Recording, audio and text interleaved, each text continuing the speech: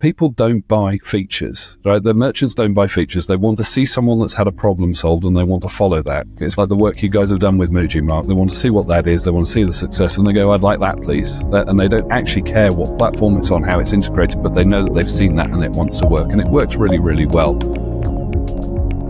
You're listening to Inside Commerce, a weekly e-commerce strategy, technology and CX-focused podcast hosted by experienced digital consultants and re-platform specialists James Gurd and Paul Rogers. Get insights into e-commerce strategy and leading brands, hear from industry thought leaders and leading tech vendors with practical advice to help you improve your online CX. Excellent. So we have another interesting and I think also really important episode today. We're going to be talking about BigCommerce's recent Partner Summit that was in London. And I've joined by two agency leads who've got stacks of experience working with BigCommerce. So what I want to explore today is because there's so much noise in the market from various vendors about their offerings, their products, their strategies, trying to help get a different viewpoint on where a particular vendor is going, where their strengths and where the opportunities are in the ecosystem to help people get more informed decisions about what might be right for them. So let's welcome our guests first before we get into the questions. So Rupert, let's start with you. Do you want to introduce yourself for those who don't know you and also give people a bit of flavour for what your kind of background and knowledge is of the BigCommerce space? Yeah, absolutely. Hi, everyone. Rupert from 5874 Commerce. I'm the CEO and founder of 58. We've been going about 13 years now. I've personally worked on BigCommerce for 18 years. It's more or less to the day, actually. We launched our first site on Interspire way back then, so I'm slightly aging myself with that. So I'll hopefully, it's a nice sunny day outside, so I'll focus on that rather than how old I feel in the industry. We've done all sorts over the years, lots of B2B, B2C, enterprise, SMB. We've kind of scaled as BigCommerce has scaled, particularly when they landed in Europe back in 2018. Amazing. I know it's we're the old men of e-commerce. It's brilliant. So Mark, again, give yourself a bit of an intro and share your, I guess, what your background and history is and the type of BigCommerce projects you work on. Hi, everyone. Yeah, I'm Mark. I run an agency called GPMD. We've been doing e-commerce for nearly 25 years. So, yeah, we definitely feel like we've earned our spurs, haven't we? I started off, built my own e-commerce platform as a developer by trade, and then we did Magento, a bit of Shopware, BigCommerce, and a bit of Shopify. Been doing BigCommerce since 2018, so not as long as Rupert. And we sort of started doing it when BigCommerce launched into the UK properly. We do B2B, B2C, sort of SME clients. Our biggest client at the moment is Muji on BigCommerce, and then we also have a few others like some wholesale clients as well. So, yeah. Thanks, gents, for joining us. And from my point of view, Mark and Rupert are two of my trusted go-to people in the industry for really good objective viewpoints and deep knowledge around platforms. So I always enjoy talking to them and learning from them, hence me inviting them on today. So let's get cracking on. What we're going to do is we're going to talk around the product, the strategy, but also BigCommerce's place in the market. We're going to talk specifically about B2B as well, because for me, this is really interesting where BigCommerce has historically been stronger than most of the SaaS. So I'm not going to talk specifically against some of the real high-end B2B focused platforms out there, but those that do across B2B and B2C. And that's going to be interesting to see where you guys think they fit, because obviously Shopify's pushing heavy on B2B, Centra's got its wholesale offering, etc. So you're both part of the Partner Advisory Board. So you have a voice with the leadership team, you talk to them, they ask your advice about what you're seeing in the market.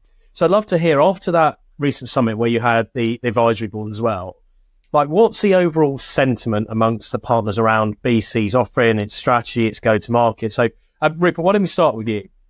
Yeah, absolutely. So, I mean, I've sat on the partner advisory board since they were incepted in 2016, 2017 sort of time, and they've developed over that time period. And I think the mood music last week was very positive. I think the whole e-commerce industry, the vendor space, has had a bit of a turbulent couple of years as money's not cheap anymore. Private equity have started to have to drive profit and value out of that, and it's no secret that BigCommerce have had a massive change in leadership. And Travis spoke pretty openly about that, both at the advisory board and at the summit last week.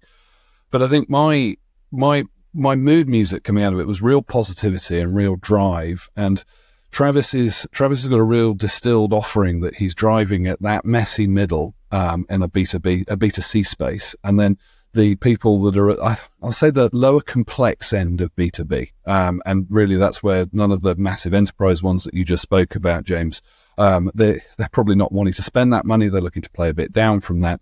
But also it's where Shopify can't quite get to yet, even with SparkLayer and where it's going to. So that's where I feel it is. It feels like it's very positive. There's a huge amount of energy in the room, and it was a big uplift on the same event last year.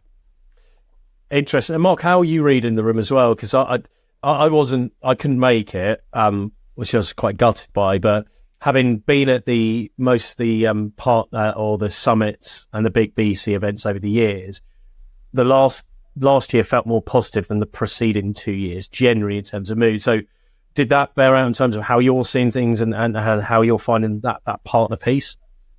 Yeah, definitely. It was definitely positive. I'm with Rupert on that. And I think, the Travis has got very experienced.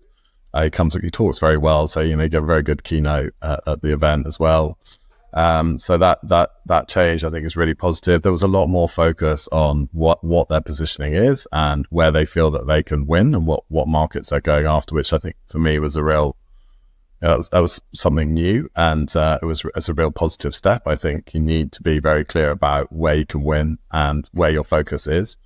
And I'm largely in agreement with the areas that they were going after, which is multi-brand, multi-channel, B2B. Definitely feels like a good direction and an area where, they can win out, and, that focus feels good. And I think positive. I think the rest of the partners, I did talk to quite a few, I'd say cautiously optimistic, that we've all heard a lot of positive things before and not seen a lot of action afterwards. Not just with BigCommerce, but everywhere. And so it was a very good positive step, and, looking forward to seeing what follows through in the next kind of few months, years as it. Yeah, let's drill into that position and where you think like BigCommerce should focus and can succeed. Because it's always hard, isn't it? The market's huge. There's so many different types of business, verticals, business models, simple models, complex models, enterprise complexity, you name it. There are so many variants that impact where tech and what tech should fit in. And the bit that I always used to be frustrated by was the obsession over the BigCommerce's open SaaS message, which never landed. Because every merchant I was at with, they'd be like, what does open SaaS mean? And what am I opening? And it was very nebulous.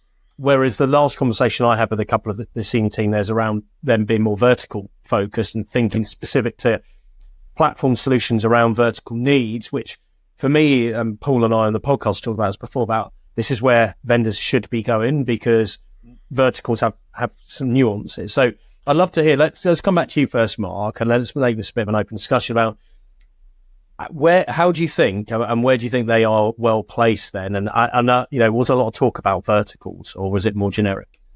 There was discussion about verticals. There wasn't a specific, here's our list of verticals. What they were saying to us was we are going to be going after verticals, and we're going to be, building out positioning in that. I think there are some clear ones where where you could win. So, B2B definitely is an area. I think everyone is going after it, and so it's still a very challenging area to go. And the thing about B2B is there's a lot more variation in requirements and in what you need to deliver. A lot of businesses run very differently, so it's a lot more complex in that respect. I think they have delivered good roadmap. We're going to come on to that a bit, aren't we, later on? But the roadmap's definitely making some good. There's been some good additions.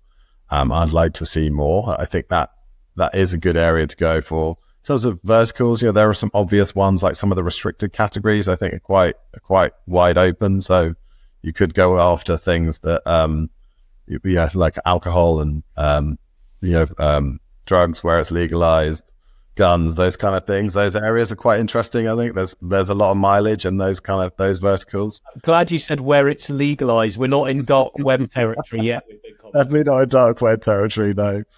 I also think there are some really great businesses, really brilliant businesses all over the place in verticals like home and garden, or in building supplies, or you name it. There are so many, and there are there's plenty of mileage in going after those verticals and delivering a really clear proposition that speaks to them.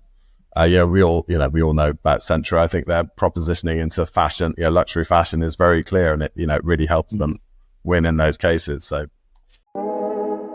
what do Mattel, Victoria Beckham, Sennheiser, and Glossier all have in common? They power their businesses with Shopify. Shopify is the most innovative and scaled commerce platform on the planet. It also happens to have the best converting checkout on the planet. Shopify, powering the future of enterprise commerce. Find out more at shopify.com/enterprise. Yeah, the home and garden model is really interesting because you find a lot of back office complexity in home and garden. There's a lot of traditional, especially ones which had come out of like the building supplies industry, and then the deeper integrations with ERPs and the complexities around that and other enterprise planning tools. I think being able to package that up and then think about the front end and the data models, and then the fact that you've got trading, being able to package that up in a coherent way is actually quite challenging.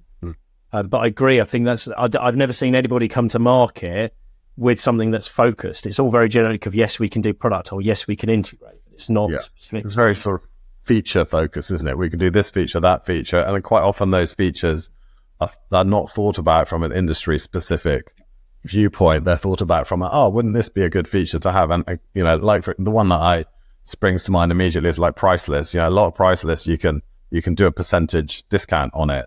And I don't know about you, Rupert, but I've never had a customer come to me and say, we want to do our prices based on a percentage discount. In 20 years. Never done that. Yeah, never done it. So, that's a classic example where there's really not a feature that is useful in any way. And so, I think thinking about and getting that real industry knowledge and making sure that your product can tailor that, can speak to those different requirements is. Yeah, I think that's the really interesting. If you look at the hires they've made, so they've hired Al Williams, who's she's now leading out the B2C side of things. It's a brand new hire for BigCommerce.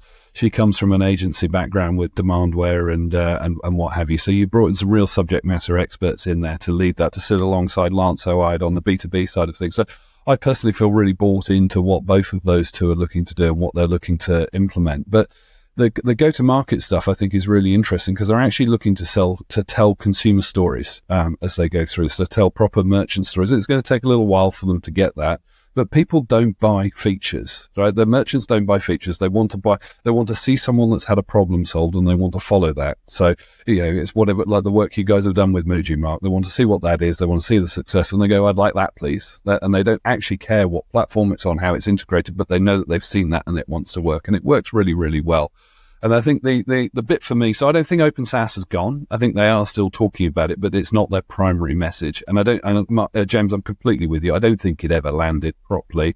I think it was potentially too Mac Alliance aligned, but then there's some turbulence in that market as well. But the ability to play there, to be able to do those complex integrations. So B2B, is it B2B light where they're just talking about a bronze, silver and gold package and you've got different price lists for that? Or are we talking about a million different price lists that are syncing every night? We've got both on BigCommerce and it can do both and it can scale. And as you go through it, Lance loves to talk about a crawl, walk, run with an approach to B2B. And you can definitely do that on the platform and it won't completely empty your pocket as you go through that, which some of the larger platforms might do. Yeah, that point you're making about the people want to see use cases and scenarios that are relevant to them, not just features, because feature stuff in RFPs is so, Christ, it's not even 5 years old, it's even older than that, where we've got 386 features, can you do them? Tick box, we've learned nothing.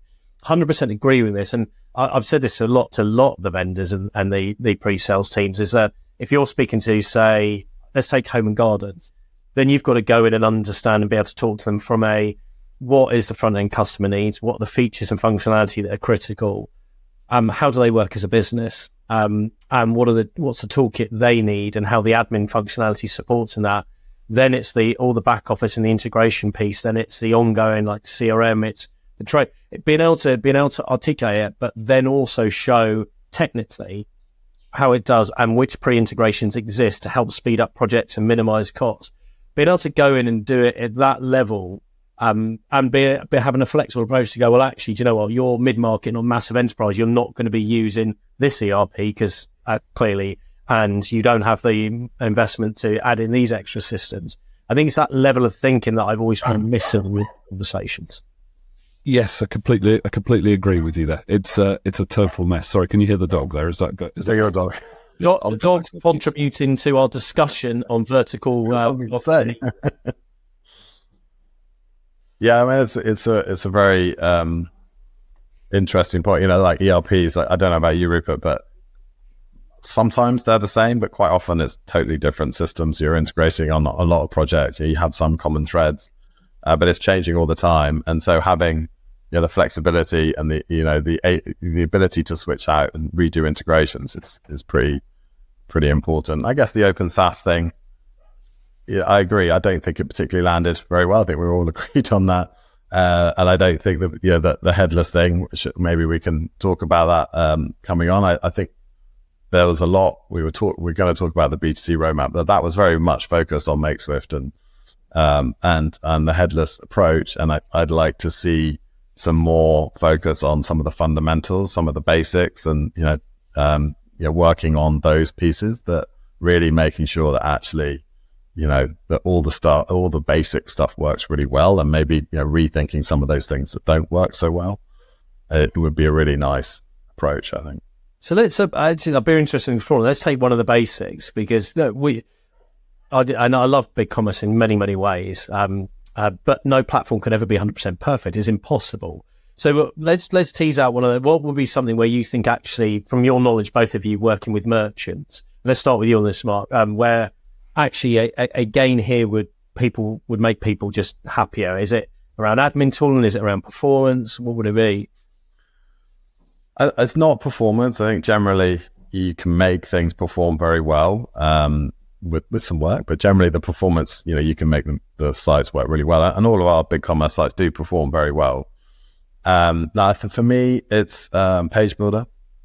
Definitely, I would like to see a complete overhaul of that and a real focus on really strong fundamentals. And I think they've tried to do too much with it. It's too flexible. And actually, what a lot of people want is to be able to change the content really quickly and not the sort of styling so much. And that is because we're working with companies that have teams. And, they want their branding and everything to be consistent. They just want to be able to switch it out. And I think, catering for that, where you can ensure the brand consistency, just something Makeswift, I'd like to see Makeswift as well. And just, make that Page Builder much more robust and much easier to work with. And be able to go deep if you want to, but that top level. I'd like the catalog. So, restricted catalogs linked, but you can do it in BigCommerce. It's great. You can. You've got customer groups. You can link them to, you can restrict the actual categories that they can look at. I'd like to see a much better, more robust implementation of that, not linked to categories, linked to specific product lists, both including and excluding, and being able to really control. And this is very important for B2B. Really control which customers can see what products on a quite granular level. I think that would be really nice. I think the meta fields, I'd like to see that extended significantly, brought really, native into the platform, and a much wider. I'd like to see much more flexibility around that. That'd be my truth. That MetaFields one is the one my dev team moan about all the time, because if you're working with commerce tools, you can extend the product data model and do an awful lot with that. And I think there's a massive weakness there in BigCommerce, and to be fair, Shopify, you've got struggles with both of them, that you can't do that. So I think that to me would open up a huge area and a huge book of business for me. I think the bit I'm really keen for, and I don't understand it, if you go on Catalyst at the moment, you've got to pay for a Vercel account. So you're paying your BigCommerce license, and then because you're using Stencil, you don't get a discount off that. So I'd like to see them do something around the hosting there. So Shopify have got Oxygen, and that's included in the Plus license and what have you, and you can go from there.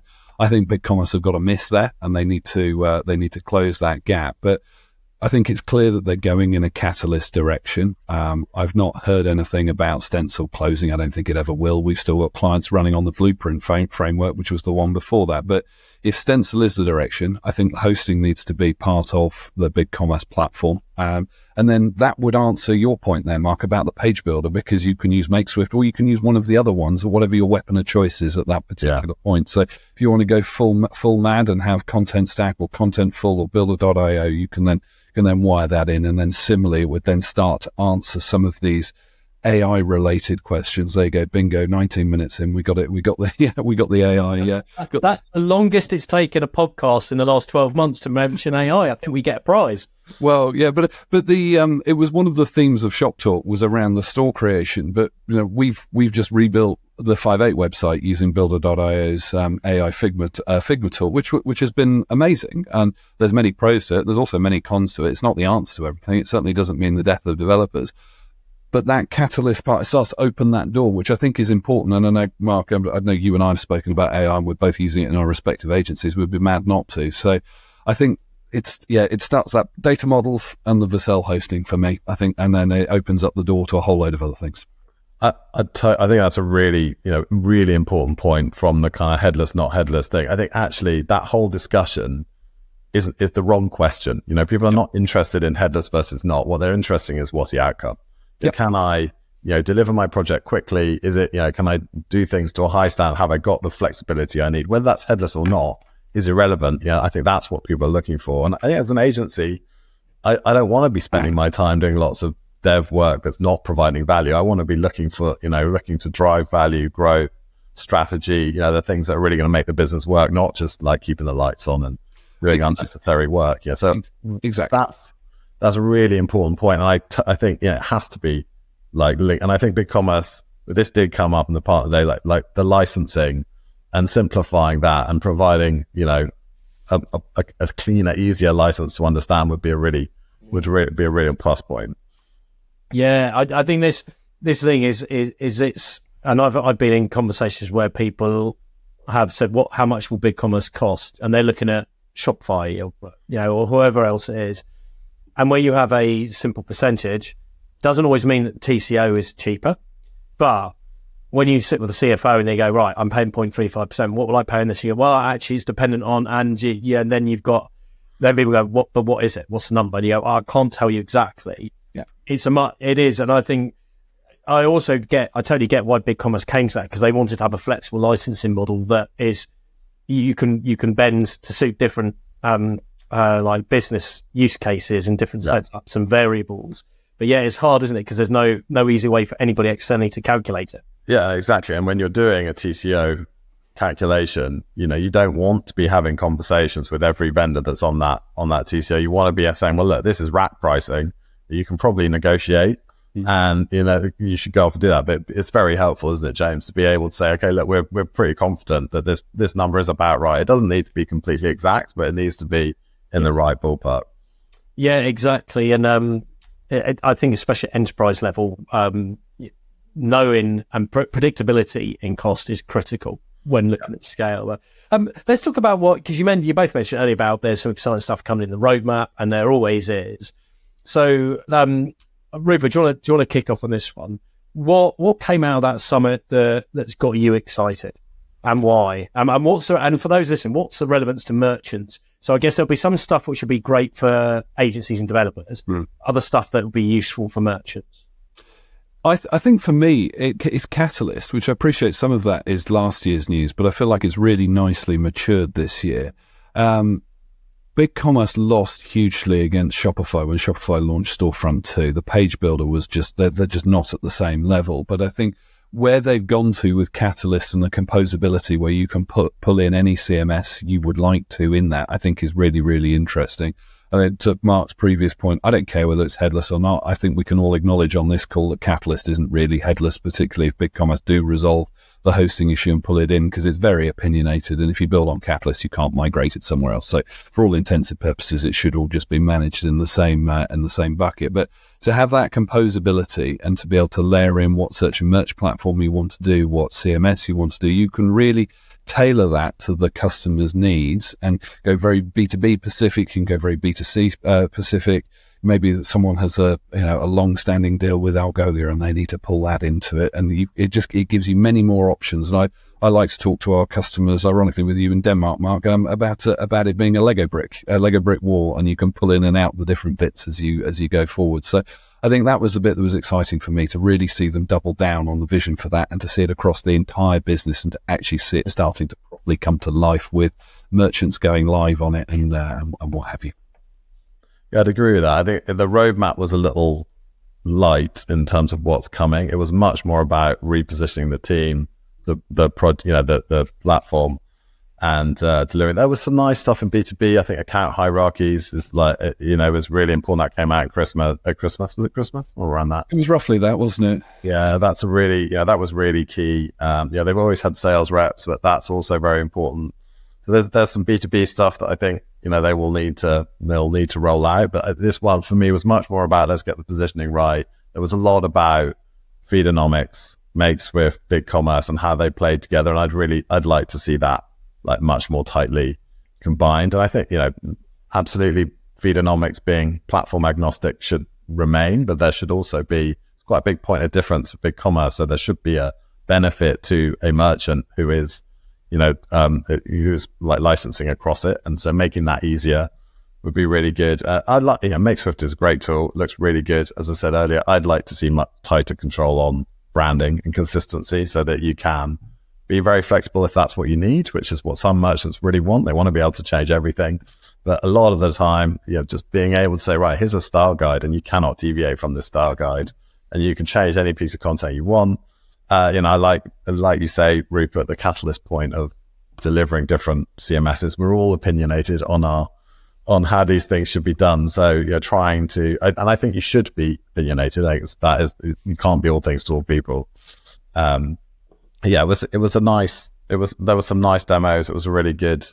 There were some really great keynotes. I mean, there was some really, the bit that I really liked about the conference was they told some great stories. There were some great client stories there on stage, but there were also some very inspirational speakers that were fantastic. I really enjoyed those talks. Yeah, I think I'd jump on the position, because they've got three products as big. They call it BigCommerce Inc. at the moment, don't they? They've got the BigCommerce e-commerce platform. They've got the Feedonomics marketing data ETL. It's just kind of expanding, and Sharon's growing that platform out hugely. And then they've got Makeswift. There was a huge focus on tying all three together. And I know Travis was talking at the Partner Advisory Board about a watch this space, about how that message continues to develop as the year runs out. So I think we're going to see some changes about how they tie that whole conglomerate together. Yeah, I agree. I think we're going to see the roadmap really coming forward in the next few months, and next year will be it'll be a combined roadmap as well, I would imagine. There'll be nuances for each section, but I think you'll see it really go through as a joined force. Yeah. The Makeswift bit I'm really interested in as well, because I fully agree that especially in this market, UK, most businesses don't say, they go, do you know what, I really need to be headless. Headless is a solution to a business need, but it starts with needs and goals. But what people fundamentally need is a flexible content management tooling to execute on content trading plans within a brand consistent environment. And that, you're right, Mark, the styling, to some people it might be little tweaks. Only at like high-end premium brand level, no brand people want anyone else to be able to touch any styling and screw any fonts, pixel perfect, etc. So it's the biggest thing is knowing that you've got a pre-integrated framework and content management system, so that whatever you're building in your CMS doesn't suddenly require loads of extra development in order to enable that and deliver that into the front end. So I think that's a bit that excites me, because the content management tooling and the workflow and publishing stuff that Makeswift brings, which page builders don't have, would be a game changer for a lot of e-com businesses who aren't using specialist CMSs. 100%. Let's come to B2B now, because I did, because you said earlier about verticals, and then B2B is like, I mean, Christ, how many verticals exist in the B2B environment? There are so many, and even big enterprise in terms of revenue doesn't necessarily mean complexity, because you go to manufacturing, you could have a smaller business, but the complexity within in terms of product configuration is massive. So I'd love to hear let's start off with what type of B2B business do you think, or do you get the impression they are focused on? And then we'll get into some of the functional stuff. Oh gosh, that's a good question. So I'm going to flippantly say all, but some of the ones that haven't got the legacy massive hierarchy behind it. So there are some huge businesses that are operating on Salesforce and what have you. They come with massive pain points and legacy. I think that whilst BigCommerce could deal with that, I don't think it's necessarily some of the easier wins. Some of the work to get them there would be more complex. I think Lance wants to tackle the wholesalers and manufacturers section. That's definitely where he's focused. I know we're doing work in both sections, so we've done quite a lot in the pet orthopedics section recently. That's complex catalogs in lots of individual price lists and what have you. It plays very well there, but it also plays very well at the more simplistic side of things. So you could almost do it without BigCommerce B2B edition. So before they added in bundle B2B with the customer groups and the price list. So I think they play very nicely with both of those. And businesses that are ambitious and looking to scale, what we're also seeing a lot of is businesses that are looking to be able to provide the B2B merchant with the ability to self-serve a lot more. And this is, so you'll be able to log into your online account. You can see all the invoices that are in the ERP. So you can almost expose that ERP layer. And I know there's a lot of plans that are in place to make that more out of the box, whatever that means. I think it's a very hard thing to do in the B2B space, particularly as everyone customizes their ERP so hugely. But I know we've done that with Business Central, with Mavora, which has been a huge boon. So I think it's very hard to say verticals because, I mean, I think that's where I struggle, but the verticals I think will come in the stories that they look to tell. And I know they're working with us on home and garden and on the, so veterinary practices and healthcare, because that's where we've got the history there. But then there are also other people that are doing the car parts and other bits there. So yeah, I don't know, Mark, what verticals are you working on in the B2B space? For us, it's, home and garden is a big one that we're really interested in. We feel we've got a few clients in that space, and we feel like we can deliver really strong solutions there.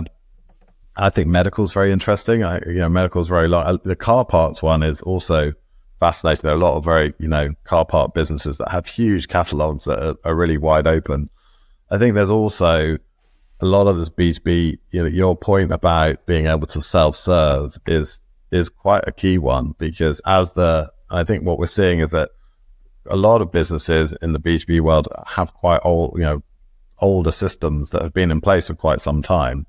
And as the kind of workforce is, getting younger, the expectation is, that they should be able to self-serve whenever they want. And I think that's, we're going to start seeing that accelerate, and that expectation is going to start coming through. So where you can't, where they can't self-serve, it's going to become a problem. It's not yet, but I think, it will reach a tipping point at some point fairly soon. And I think that's where the opportunity is. And that is, that is where we see a lot of opportunity to. Yeah, I totally agree with you on that. I don't think whether it's in a B2B space or you're booking flights, I find it terribly frustrating. You've got to ring someone up to change your flight. I just want to be able to do it on the app.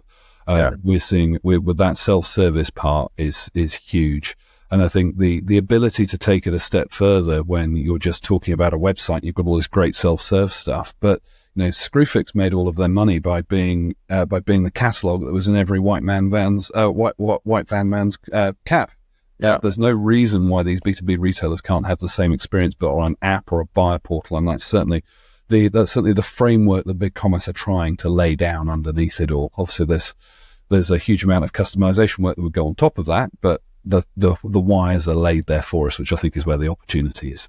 Yeah, I'd love to chat to you more about the account hierarchy bit, because having seen this in a few projects where failure to get into the weeds of this can lead to looking at a wholesale solution that looks great, but actually doesn't fit in terms of how your account hierarchy works from your ERP.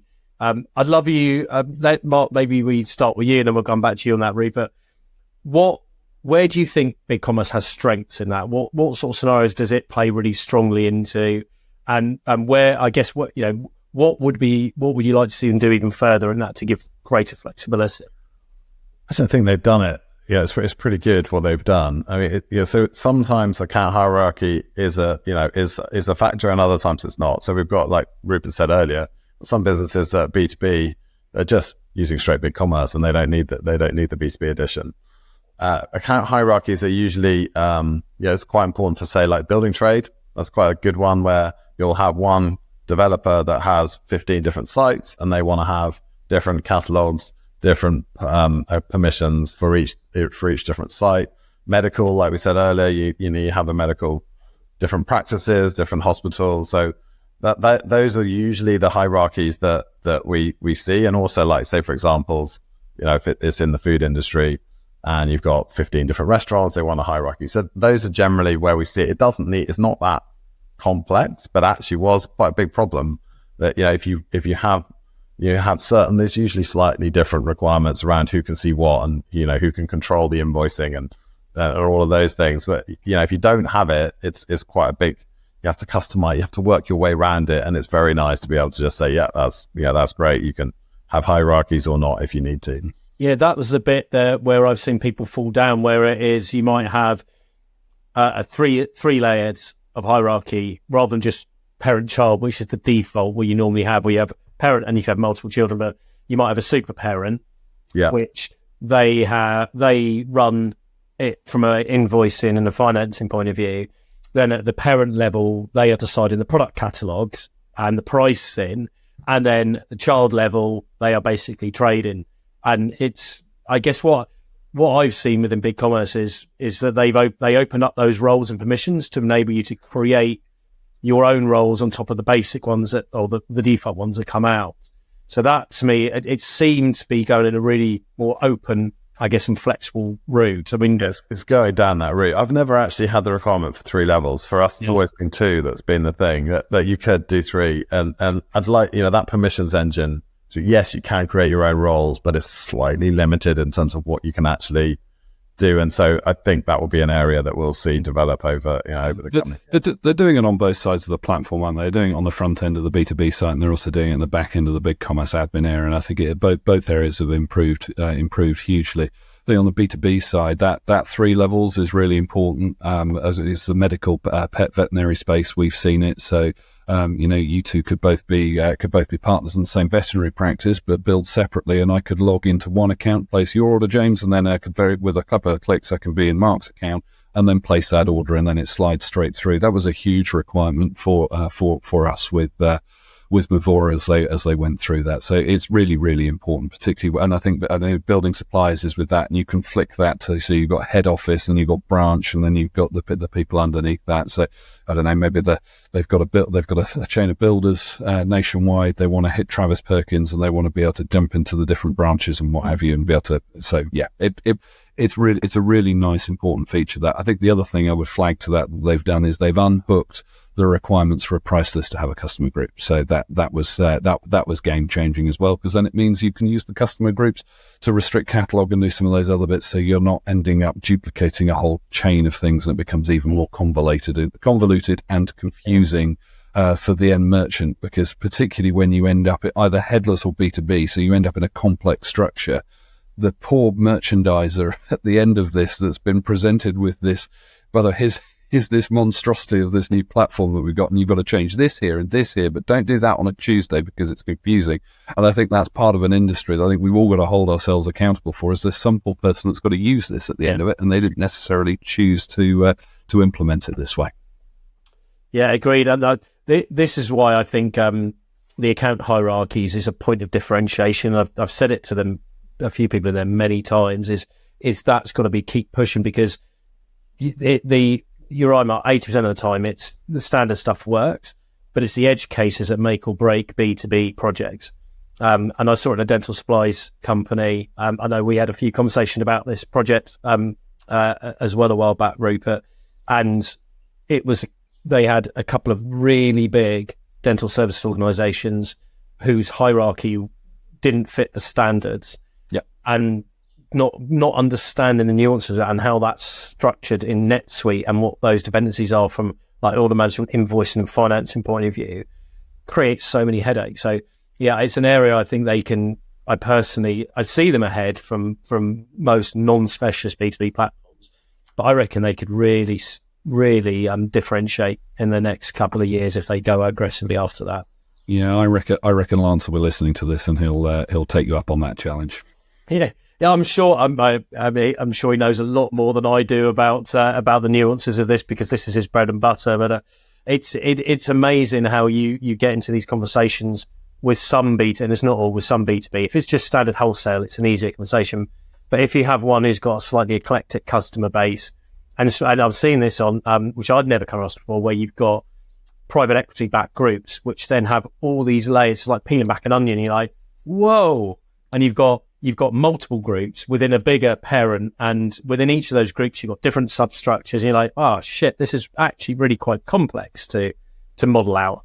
Yeah, it does. But I think that's also down to where us as an industry, we've got to learn to say no, where I think we turn around and say, actually, no, I'm sorry, what you're asking for there it's crackers in terms of the requirement. You need to adapt. So I do think it needs to go from both ends from that. But I certainly believe BigCommerce they're unhooking the flexibility every day.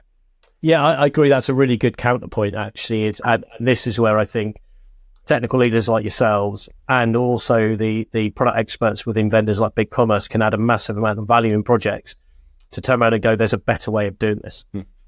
Rather than, yes, we can do that and we'll hack the crap out of it, and that will cause you performance issues and maintenance issues. So yeah, that's a very salient point.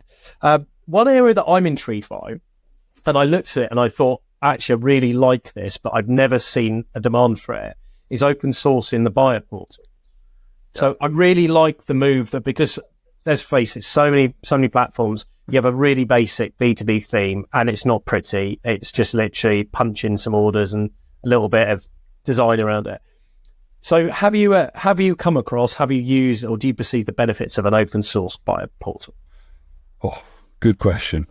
So firstly, we've never used it. Is the answer to that. We've pitched it a couple of times, but actually, when you really strip it back, what the merchant ended up wanting was a B2B website. So actually, we built them a B2B theme, whether that's on Stencil, whether it's on a Next.js front end. Where we have pitched and where I can see a huge amount of use for the buyer portal was we were talking about almost having another head to the B2B framework, and we were talking about people using it on an iPad at trade shows and what have you, and then we could then jump in and customize it. And actually, I'm really pro open sourcing stuff. We do a lot of work with the checkout as well, which changed the game when they open sourced that, because it meant we didn't have to write our own one to do some customizations. And so, yeah, I'm very, very pro the buyer portal. I've just yet to get one away, so to speak, and to really find a business need. I don't know, how have you guys gone with it, Mark? Yeah, so we have used it. Open sourcing is a great move. I do like it. There's one bit that I think there's a middle ground. So if you open source it, it's a bit like the checkout. You then have to host it. Yeah. And you have to maintain it. And you have to think about, well, if I'm going to customize the buyer portal, you've then got an upgrade path potential issue. Not necessarily, but, there's a challenge there.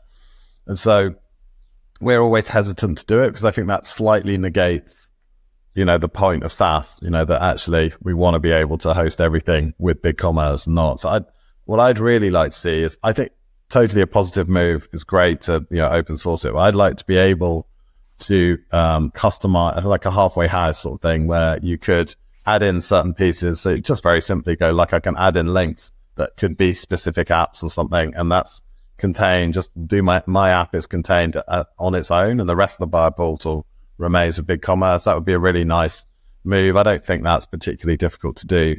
And that would just mean that you kind of, yes, you've still got to host your app, but actually you've got no upgrade path problem because it's self-contained. You're just using APIs to do the changes that you want. That I think would be a very nice addition to this. And similarly with the checkout, I'd like to see something similar where that you can actually customize the checkout a bit more without having to host it yourself, basically.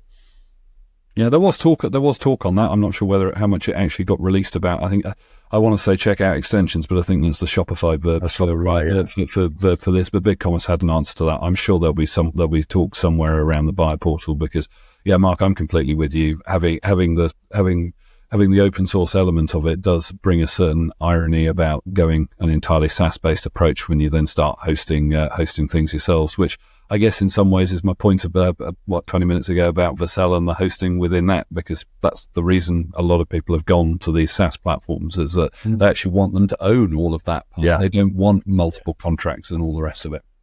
Yes. Critical application support and hosting and not having to worry about the compliance therein is a massive stress release. Yes. For a lot of businesses. I think it all points down to flexibility. And I think I've always seen BigCommerce as really, really strong in their ethics here, wanting to offer people flexibility in a platform that they can grow with. And I think that's what I'm seeing as someone who's not as technical as you guys, who's more focused on I guess some of the commercial stuff. It's just that they are trying to improve the tooling that give people paths to take more control.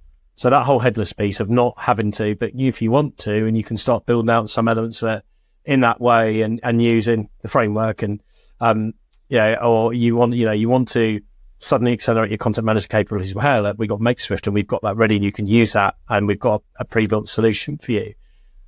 That's a bit that I like in terms of their mentality and approach.